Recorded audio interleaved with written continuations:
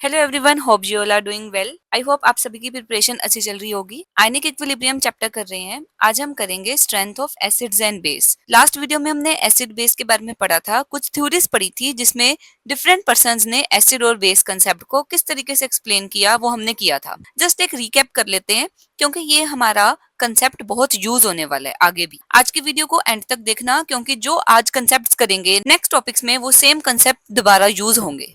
So just एक revision कर लेते हैं। आर्हीनियस ने क्या बोला था, एसिड वो सब्सटेंसेस हैं that gives H positive ion, जो वाटर में H पॉजिटिव आयन देते हैं, और बेस वो सब्सटेंस है जो वाटर में OH नेगेटिव आयन देते हैं। ब्रोंस्टेड लोरी के लिए मैंने आपको एक वर्ड बताया था, BAP, base accept proton. Base proton को एक्सेप्ट करता है, एग्जाम्पल अमोनिया, और उसी का उल्टा हो जाएगा acid donate proton. Acid proton को डोनेट करता है। लेविस ने कहा था इसका उल्टा, अगर बेस प्रोटोन को एक्सेप्ट कर रहा है तो इलेक्ट्रॉन को डोनेट करेगा और एसिड इलेक्ट्रॉन को एक्सेप्ट करेगा। ये हमने लास्ट वीडियो में डिस्कस कर लिया था। आज सबसे पहले तो ये जो डायग्राम है ना, इसे लर्न कर लो अच्छे से। सिर्फ 11th नहीं, आगे कोई भी एंट्रेंस एग्जाम दोगे या कोई भी आगे पेपर दोगे जिसमें केमिस्ट्री से रिलेटेड क्वेश्चंस आ रहे हैं तो इस टॉपिक में से जरूर क्वेश्चन आता है। स्ट्रॉन्ग एसिड कौन कौन से हैं? HCl, HNO3 और इसके अलावा H2SO4।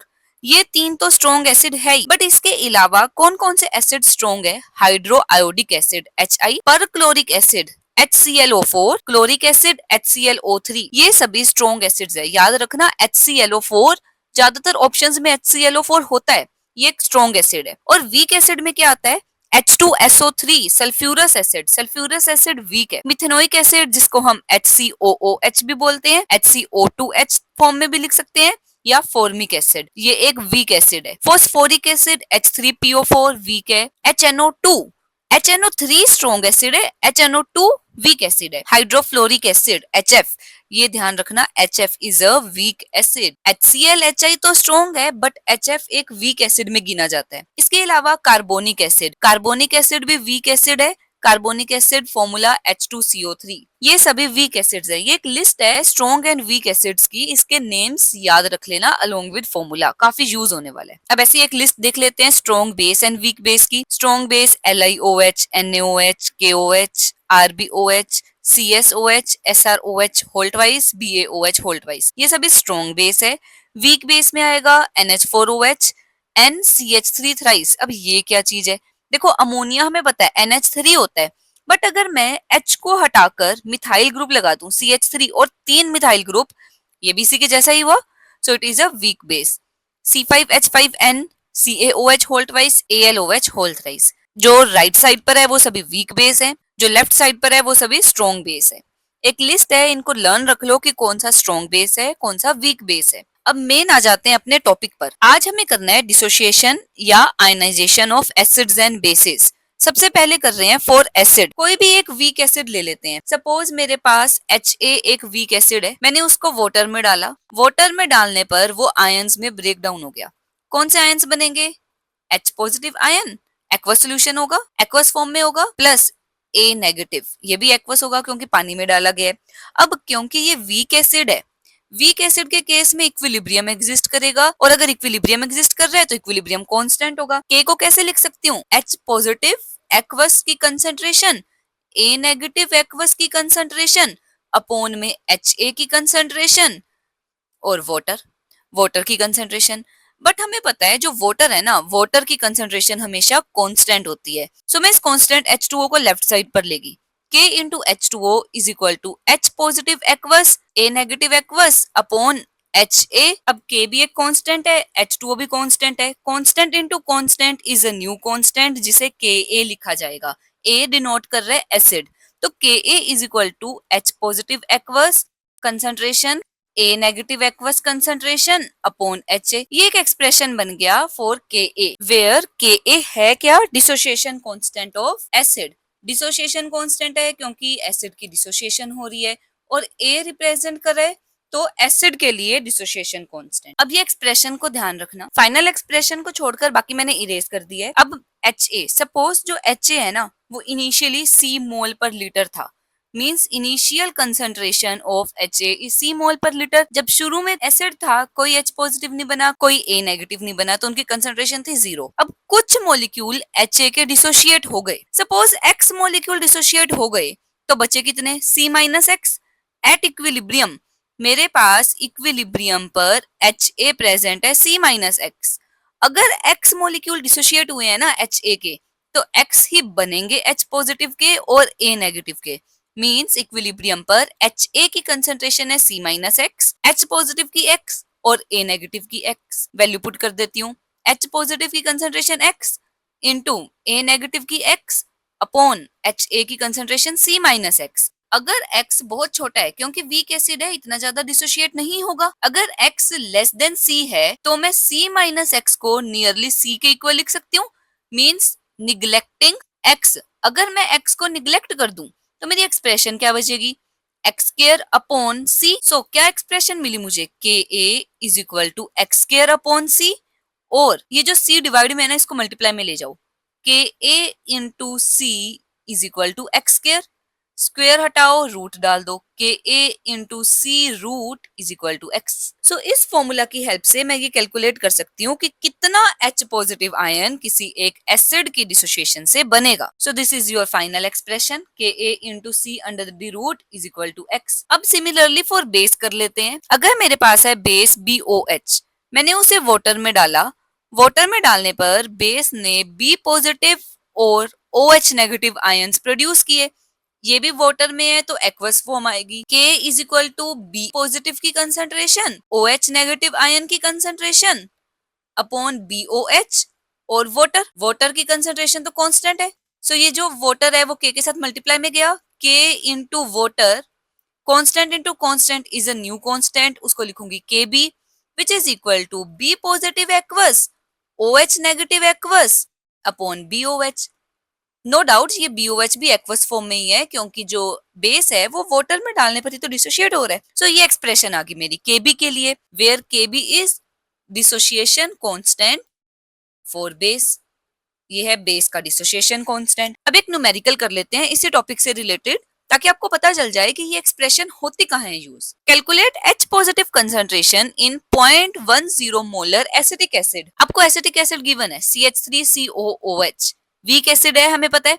जब डिसोशिएट होगा, इसकी एक्वस फॉर्म ली, जब ये डिसोशिएट होगा CH3COO नेगेटिव बनेगा प्लस H पॉजिटिव बनेगा, दोनों एक्वस स्टेट में। गिवन है इनिशियली CH3COOH, इसकी कंसंट्रेशन है 0.10 मोलर, तो इन दोनों की 0 होगी।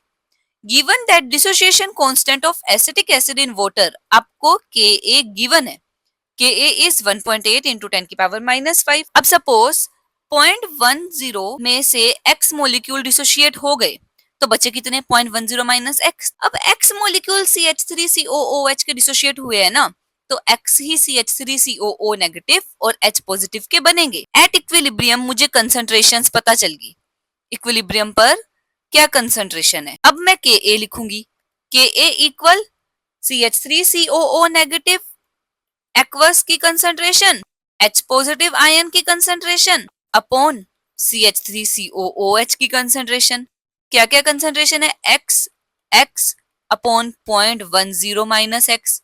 जैसे डेरिवेशन में किया था, डिनोमिनेटर में X is much less than 0.10, क्योंकि बहुत वीक एसिड है, सो ये 0.10 ही हो गया। अब Ka आपको गिवन है, Ka की वैल्यू है 1.8 इंटू 10 की power -5 equal x square upon 0.10। ये 0.10 डिवाइड में इसको मल्टीप्लाई में ले जाओ। 1.8 इंटू 10 की power -5 into 0.10 equal to X square. ये बन गया 1.8 इंटू 10 की पावर -5 इंटू 0.10 को 10/100 लिख सकती हूँ, कोई दिक्कत नहीं। एक जीरो से एक जीरो कैंसल। 1.8 10 डिवाइड में है, पावर माइनस में जाएगी, 10 की पावर -5 -1 कितना होता है? -5 -1 -6। मुझे निकालना क्या है? H पॉजिटिव आयन की कंसंट्रेशन, मतलब मेरा मकसद है X निकालना। सो X निकल गया तो मेरा क्वेश्चन सोल्व हो जाएगा। निकालना क्या है मुझे? H पॉजिटिव आयन की कंसंट्रेशन। सो X निकालूंगी तो मुझे H पॉजिटिव आयन की कंसंट्रेशन मिल जाएगी। 1.8 इंटू 10 की पावर -5 -1 10 की power -6 equal to x square 1.8 into 10 की power -6 equal X square X निकालना है, इधर स्क्वेयर था, रूट ले लो। 1.8 इंटू 10 टू द पावर -6 का रूट, 10 की पावर -6 का रूट मतलब 10 की पावर -6 अंडर रूट था ना, इसको लिख सकती हूँ पावर 1/2, अंडर रूट का मतलब पावर 1/2, 3 बच गया। 10 की पावर -3 इंटू 1.8 का रूट। अब यहाँ पर ज्यादातर बच्चों को दिक्कत आती है, 1.8 का रूट निकालना है। डेसिमल से पहले का पेयर 0 1 है, डेसिमल के बाद 8 है अकेला तो उसको 80 लिख लिया। जो नंबर यहाँ लिखना है वही नंबर यहाँ लिखना है, जैसे 1 इंटू 1 1, 2 इंटू 2 लिखती 4 वो बड़ा हो जाता, माइनस करा 80, 1 प्लस 1 जो दोनों नंबर लिखे थे वो यहाँ ऐड होते हैं, 1 प्लस 1 2, 20। अब देखो 2 के आगे क्या लोगे, 21 इंटू 1 वो 21 होता है, 22 इंटू 2 44 होता है, 23 इंटू 3 69 होता है। तो मुझे यही लेना पड़ेगा, 3 इंटू 3, डेसिमल लगाया 3 3 69, 80 माइनस 69 11, 23 और 3 करा था ना, ये 3 ऐड कर दो, कितना बन गया 26। अब जब जीरोस उतारने हैं ना, पूरा पेयर इकट्ठे उतारना है, रूट में हमेशा पेयर उतरता है। अब 26 के आगे जो डिजिट लिखोगे वही सेम डिजिट यहाँ पर लेनी है, जो 1100 के आसपास मुझे रिजल्ट दे। जैसे 2 6 सपोज मैं ले रही हूँ 4, 4 इंटू 4 16, 24 25 1056 नियरली आ गया पास ही। अगर मैं लेती 265 इंटू 5, वो बड़ा आ जाता, और ऐसे 263 इंटू 3 वो छोटा आ रहा था, तो मीन्स 4 लेना पड़ा। सो 1.34 इंटू 10 की पावर -3, और यूनिट्स देखो कंसंट्रेशन है, तो जो कंसंट्रेशन की यूनिट्स होती है molar, so this is your answer. H positive ion की कंसंट्रेशन हुई 1.34 इंटू 10 की पावर -3 मोलर। ऐसे कोई भी क्वेश्चन दिया हो आप कैलकुलेट कर सकते हो। Now comes the topic relative strength of two acids. दो वीक एसिड है आपके पास, आपको उन दोनों वीक एसिड की स्ट्रेंथ को चेक करना है। देखो सबसे इजी सी बात है, Ka के फॉर्मूला में H पॉजिटिव ऊपर था, न्यूमिरेटर में A नेगेटिव अपॉन HA, यही था ना फॉर्मूला।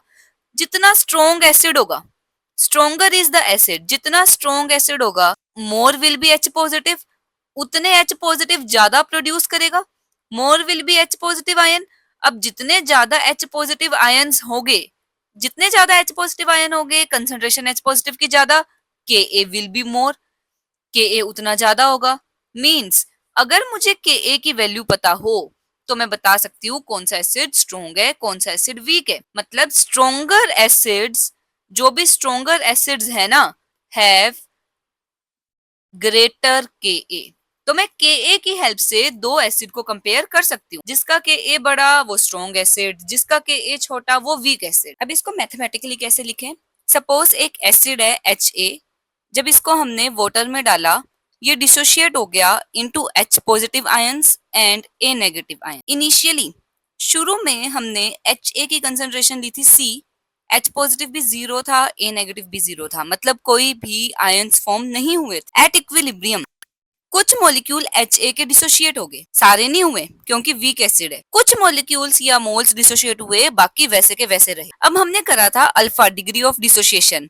डिग्री ऑफ डिसोसिएशन का फॉर्मूला क्या था, नंबर ऑफ मोल्स डिसोशिएटेड, कितने मोल डिसोशिएट हुए हैं, upon total number of moles. यही था फॉर्मूला लास्ट वीडियो में जो किया था। Alpha is equal to number of moles dissociated, upon में मुझे चाहिए मैंने इनिशियली कितने मोल्स लिए। देखो कंसंट्रेशन है C मोल पर लीटर, मतलब 1 लीटर में C मोल है, तो मैं अगर 1 लीटर ज्यूम करके चल रही हूँ तो total number of mole C हो गए, ये मल्टीप्लाई में गया C अल्फा। कितने मोल्स डिसोशिएट हुए, नंबर ऑफ मोल्स डिसोशिएटेड मेरे पास आ गए C अल्फा। अब सपोज 10 मोल्स थे, 10 मोल में से 8 डिसोशिएट हो गए, तो बाकी बचे हुए 2 अनडिसोशिएटेड रहे ना, तो इक्विलिब्रियम पर कितने मोल्स अनडिसोशिएटेड रहे, C माइनस C अल्फा। अब जितने मोल्स डिसोशिएट होते हैं ना, उतने ही आयंस बनते हैं। अगर C अल्फा मोल्स डिसोशिएट हुए तो C अल्फा H पॉजिटिव बनेगा, C अल्फा A नेगेटिव बनेगा। अब मैं Ka लिख लेती हूँ यहाँ से, Ka is equal to concentration of H positive, concentration of A negative upon HA। Value put कर देते हैं, C alpha into C alpha upon C minus C alpha. Numerator में आ गया C square alpha square upon में C common 1 minus alpha. अब weak acid है ना, वीक एसिड के लिए अल्फा की वैल्यू लेस देन 1 होती है, मतलब alpha is much less than 1। अगर अल्फा 1 से छोटा है तो मैं 1 अल्फा को नियरली 1 के इक्वल ले सकती हूँ। तो K a equal c square alpha square upon c, 1 minus alpha को तो 1 ही लिख दिया, तो सी से c cancel, K a is equal to c alpha square.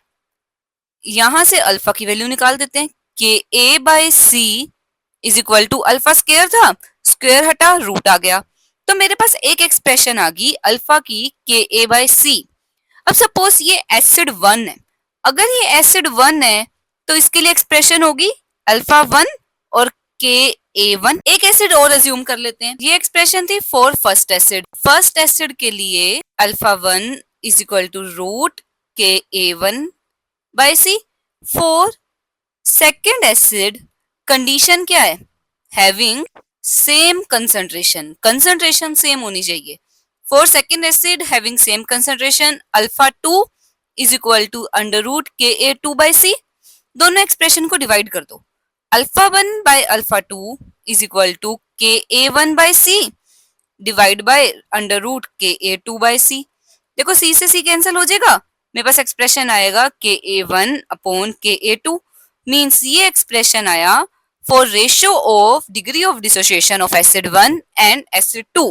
मतलब मैं अगर रूट ऑफ के ए 1 और के ए 2 लूं तो मुझे अल्फा 1 और अल्फा 2 में रेशियो पता चल जाएगी, जिससे मैं कंपेयर कर पाऊंगी strength of two weak acids. और जो ये डिग्री ऑफ डिसोसिएशन है ना अल्फा, ये देता है measure of strength of acid. तो मैं क्या लिख सकती हूँ, strength of acid 1 upon strength of acid 2। दोनों एसिड की स्ट्रेंथ का अगर रेशियो लूं ना तो मेरे पास एक्सप्रेशन आ जाएगी के ए 1 अपॉन के ए 2 अंडर द रूट। अगर आपको के ए 1 के ए 2 गिवन हो तो आप कंपेयर कर सकते हो दोनों एसिड में स्ट्रेंथ। सपोज एग्जांपल आपके पास के ए 1 दिया हुआ है फॉर CH3COOH, वैल्यू गिवन है क्वेश्चन में 1.8 इंटू 10 की पावर -5। ऐसे के ए 2 गिवन है फॉर सेकेंड एसिड है HCN, वैल्यू गिवन है 4.9 इंटू 10 की पावर -10। तो मैं वैल्यूज पुट कर देती हूँ, अंडर रूट 1.8 इंटू 10 की पावर -5 अपॉन 4.9 इंटू 10 की power -10 which is equal to under root 10 की पावर -5 ऊपर जाएगा माइनस ऑफ -10 प्लस 10 बन गया अपॉन में 1.8 और 4.9 अंडर रूट 1.8 अपॉन 4.9 इंटू 10 की पावर 5। जब इसको कैलकुलेट करते हैं ना वैल्यू आती है 192। मतलब strength of CH3COOH upon strength of HCN is equal to 192। यही आया ना। अब इसको मैं यहां से उठाकर अगर इधर मल्टीप्लाई में ले जाऊं, इनटू में आ गया स्ट्रेंथ ऑफ HCN। तो मतलब जो CH3COOH है ना उसकी स्ट्रेंथ HCN से 192 टाइम्स ज्यादा है। तो कौन हुआ strong acid? Of course, CH3COOH is 192 times stronger than HCN। और मुझे वैल्यू से भी पता चल रहा है CH3COOH के लिए Ka बड़ा है, HCN के लिए Ka छोटा है। जिसका Ka बड़ा वो स्ट्रॉन्ग एसिड, जिसका Ka छोटा वो वीक एसिड। अब इसी तरीके से बेस की स्ट्रेंथ को कंपेयर कर सकते हैं, strength of base 1 upon strength of base 2।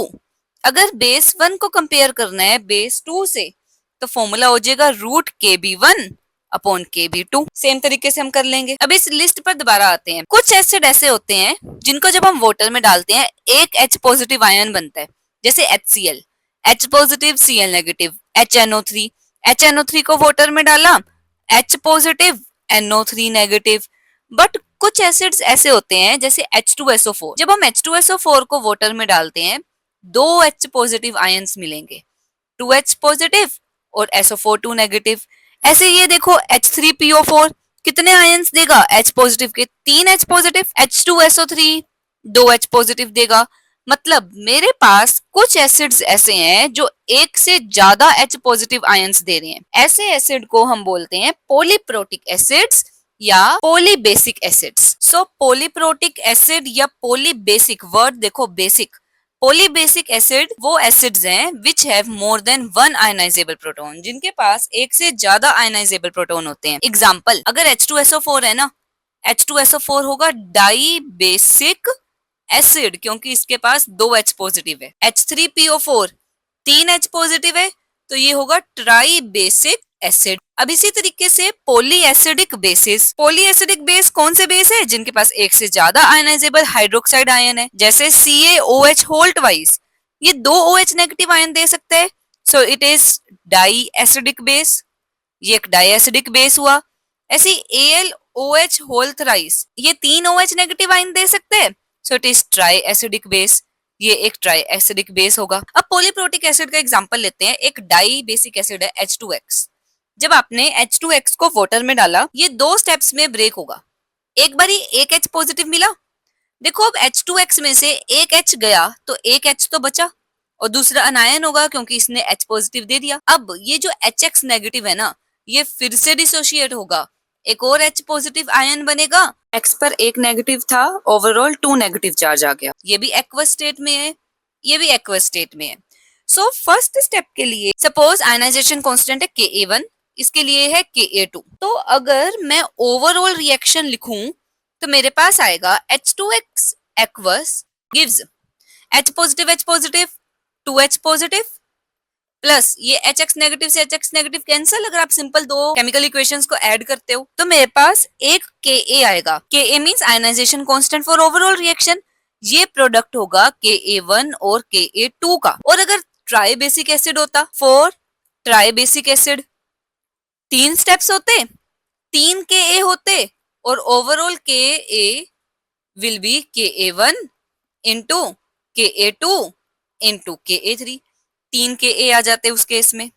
ठीक है, अब ये बताओ Ka1 और Ka2 में से बड़ा कौन सा हो। जब फर्स्ट स्टेप में ब्रेकडाउन हुआ, H पॉजिटिव अलग हो गया, HX नेगेटिव अलग हो गया, बट जब सेकंड स्टेप हो रहा है ना, अब HX नेगेटिव में से मुझे H पॉजिटिव अलग करना है, नेगेटिव वाले में से प्रोटॉन को अलग करना डिफिकल्ट है। जब प्रोटॉन को अलग करना ही डिफिकल्ट है तो ये एक अच्छे एसिड की तरह तो नहीं काम करेगा, बड़ी जल्दी तो H पॉजिटिव आयन नहीं देगा, सो ये इतना स्ट्रॉन्ग एसिड नहीं होगा इन कंपैरिजन टू H2X। तो हमेशा Ka1 बड़ा होगा देन Ka2, मतलब सक्सेसिव डिसोसिएशन कांस्टेंट्स छोटे होते जाते हैं because it is difficult to remove a positively charged proton from negative ion, इसीलिए Ka1 बड़ा होगा then Ka2 which in turn Ka3 से बड़ा हो। ठीक है, तो 3 के केस में सबसे बड़ा Ka1, Ka2 देन Ka3, ये ऑर्डर चलेगा डिसोसिएशन कांस्टेंट्स का। इसी तरीके से बेस में भी होगा, Kb1 will be greater than Kb2 which will be greater than Kb3। तो ये ऑर्डर याद रखना, रीजन मैंने आपको एक्सप्लेन कर दिया। अब कर लेते हैं लास्ट टॉपिक आज का, factors affecting strength of hydro acids. आपके पास कुछ हाइड्रो एसिड्स है, कौन सा स्ट्रॉन्ग है कौन सा वीक है, किन फैक्टर्स पर डिपेंड करता है। वैसे तो बहुत सारे फैक्टर्स है बट इसमें से 2 फैक्टर्स है जो ज्यादा अपना इंपॉर्टेंट रोल प्ले करते हैं। First is bond strength and another is bond polarity. Bond strength, मेरे पास है कोई एसिड HX, मुझे करना क्या है, HX को तोड़ना है, चाहे इक्विलिब्रियम है या इरिवर्सिबल रिएक्शन है, मेरा काम है H पॉजिटिव अलग करना, X नेगेटिव अलग करना, तभी एसिड कहलाएगा। एसिड वही होगा ना जो अपना H पॉजिटिव आयन दे रहे। सो H पॉजिटिव आयन देने के लिए ये जो बॉन्ड है HX, जितना स्ट्रॉन्ग बॉन्ड होगा उतना लेट H पॉजिटिव आयन मिलेगा या उतना डिफिकल्टी से H पॉजिटिव आयन मिलेगा। जितनी जल्दी ये बॉन्ड टूटेगा उतनी जल्दी ये ब्रेक होकर H पॉजिटिव और X नेगेटिव देगा। मींस बॉन्ड स्ट्रेंथ पे डिपेंड करेगा स्ट्रेंथ ऑफ हाइड्रो एसिड्स। और बॉन्ड पोलैरिटी पर कैसे डिपेंड करेगा, HX है मेरे पास, जितना ये X इलेक्ट्रोनेगेटिव ज्यादा होगा, इलेक्ट्रोनेगेटिविटी की डेफिनेशन याद करो, शेयर्ड पेयर ऑफ इलेक्ट्रॉन को अपनी तरफ अट्रैक्ट करना, उतना ये इलेक्ट्रॉन अपनी तरफ खींचेगा। X अब इलेक्ट्रॉन को अपनी तरफ खींच रहा है, H बेचारा तो बिना इलेक्ट्रॉन के रह गया, H पॉजिटिव बन गया, उतनी जल्दी H पॉजिटिव निकलेगा। जितना ज्यादा ये X इलेक्ट्रॉन को अपनी तरफ खींचेगा उतनी जल्दी H पॉजिटिव निकलेगा, H बिना इलेक्ट्रॉन के रहेगा, उतना स्ट्रॉन्ग एसिड होगा। मतलब ये दूसरा डिपेंड करेगा पोलैरिटी पर, जितना पोलर ज्यादा होगा, मोर इज पोलैरिटी, जितना पोलर कंपाउंड ज्यादा होगा स्ट्रोंगर इज एसिड, उतना स्ट्रोंगर एसिड होगा।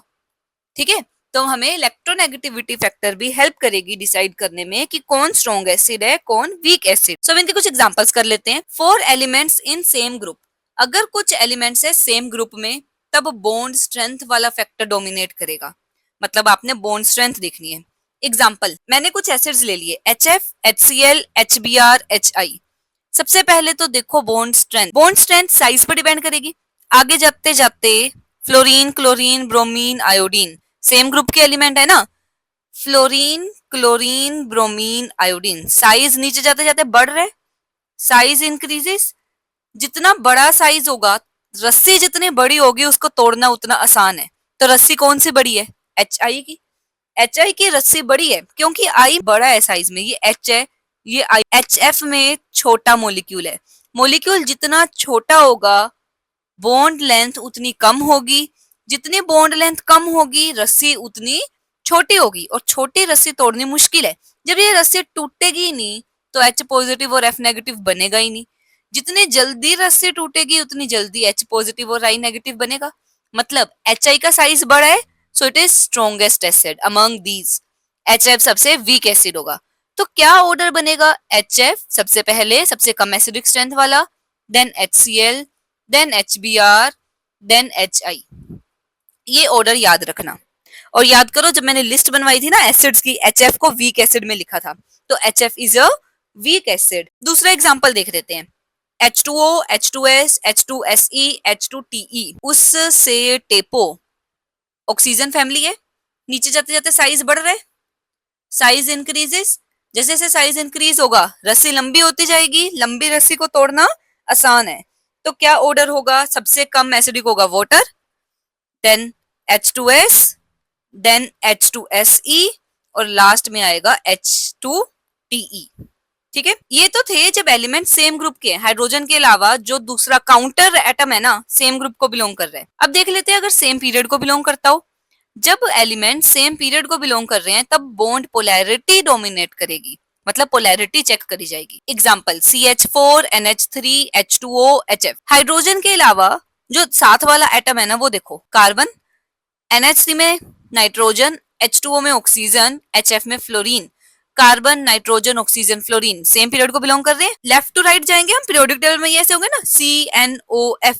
पीरियोडिक टेबल में इस तरीके से ये एलिमेंट्स। लेफ्ट टू राइट जाते हुए इलेक्ट्रोनेगेटिविटी इंक्रीजेस, इलेक्ट्रोनेगेटिविटी बढ़ रही है। अब जब इलेक्ट्रोनेगेटिविटी इंक्रीज हो रही है, CNOF सबसे ज्यादा इलेक्ट्रोनेगेटिव इनमें से फ्लोरीन होगा। सो जितना ज्यादा इलेक्ट्रोनेगेटिव होगा फ्लोरीन इलेक्ट्रॉन को अपनी तरफ खींचेगा।